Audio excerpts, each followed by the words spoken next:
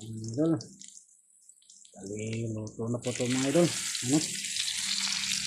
Yan, luto na po siya. Ilagay na natin sa lagayan mga idol. Yan. Isa pa. Yan, luto na rin ito mga idol. Isunod natin itong isa.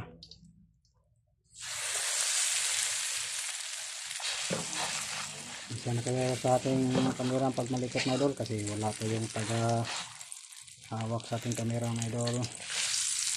Kasi yung anak ko si Austin may ginagawa. Busy po.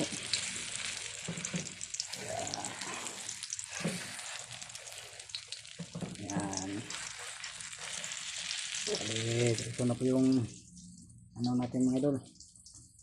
Finished product natin na tortang talong. Yan. Yan siya mga idol. Yan. Ito yung pangalawang salang.